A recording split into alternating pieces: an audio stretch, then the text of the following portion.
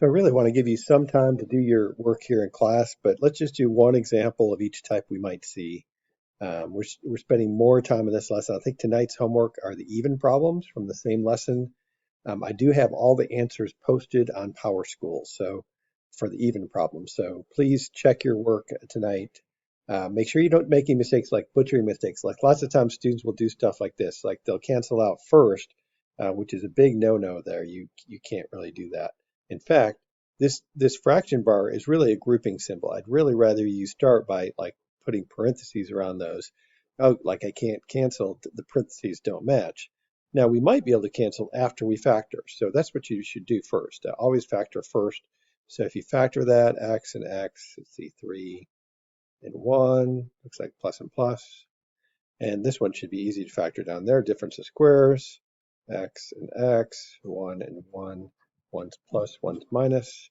And you can see definitely some of that goes away, and you're left with x plus 3 over x plus 1. Again, I always put parentheses around those. I think it's just a good habit to get into. If we wanted to talk about domain, the domain of this function is all reals, except there's two excluded values here. So x cannot be -1, and x cannot equal +1, because if you look at the two factors in the denominator, either one of those would make the denominator 0, so it's not part of our domain. All reals except for that. And here on this one, again, make sure first step, put parentheses around everything that's in a fraction here. So get your start by doing that. And then we're hoping to like cancel some of this if some of this factors. So if I factor that first parentheses there on the top left, I think it does factor. This would be x and x. I think 3 and 1. Bigger number is positive, so that's negative. I think that works. And I don't think 3x plus 2 actually factors. I'm just going to leave that like that. And the first one on the left there, I think it factors x and x. I'm going to guess 4 and 4, plus and plus. And then x minus 1 doesn't really factor. Okay, so you can see that this cancels. That's nice. Oh, that's really it.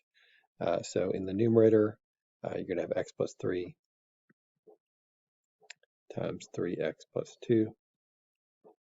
Sometimes you get more than just that to cancel. X plus 4. I would write it this way, x plus 4 squared, rather than x plus 4 times x plus 4. It just seems like an easier way to write it. And you're done. If you wanted to write the domain is all reals, except x cannot equal, let's see, 1 because of this, or 4, because, -4 because of that. So x also cannot equal -4, because that would make the denominator 0. So that would be the domain of that function. And finally, our last example, this one is, I saved the best for last.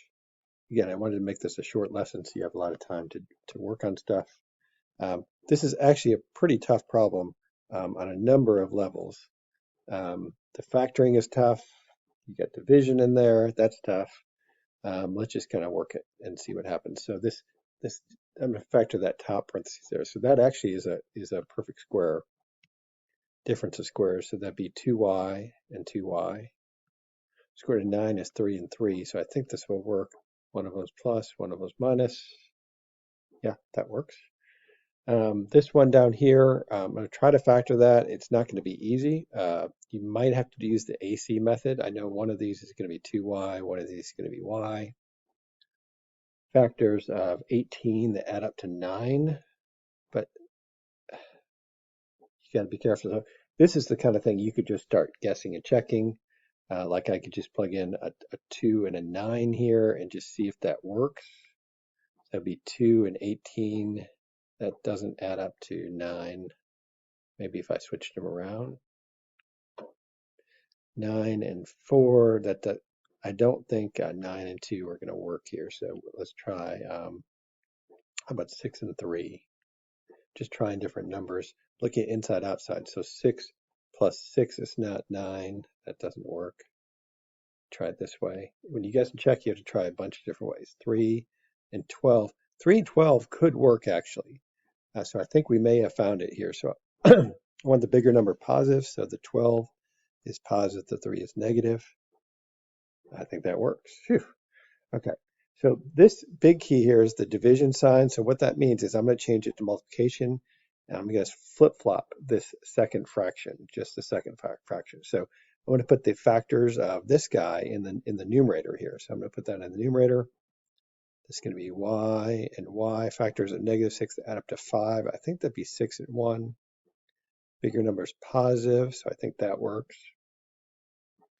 This guy is going to go in the denominator. So again, I got another kind of guess and check factoring. I'm going to do AC just so you remember how to do that. So if you do the AC method for that one, it's going to be A times C is -6. So factors of -6 would be 1 and 6 or 2 and 3. Which one add up to make a positive 1? I think if this is negative, that could work. So to take that 2y squared, instead of plus y, I'm splitting it up into two terms using these two. So it'd be minus 2y plus 3y minus 3. Now I'm going to do the grouping here. So group the first two terms, group the next two terms, pull out the GCF, which is 2y times y minus 1 plus 3 times y minus 1. Because those match, I know it worked. I'm going to regroup them. In fact, I'll just do it over here. So it'll be y minus 1 is one of them. What's left over? The 2y plus 3. 2y plus 3. Okay, so let's see what cancels here. This should be fun. Okay, I told you it's the best problem for last. 2y plus 3, 2y plus 3. That's nice. 2y minus 3, 2y minus 3. That's really nice, actually. Let's see what else we got to cancel. Y minus 1, y minus 1, y plus 6, y plus 6. Oh my goodness, everything cancels. By the way, when you cancel, you leave a 1 behind. So this would be 1 divided by 1 or 1. The answer is actually 1. After all that work, wow, we get an answer 1. I told you it was a pretty amazing problem. So you got to factor first. Again, make sure to, when you see this division right there, you've got to flip the fraction, right? So I flip the fraction you're dividing by. That's a really important step there. This, just to refresh you, I want to give you a lot of time during this lesson to go ahead and do the work, do the even problems now, and check your answers in the I have it posted on PowerSchool. So thanks.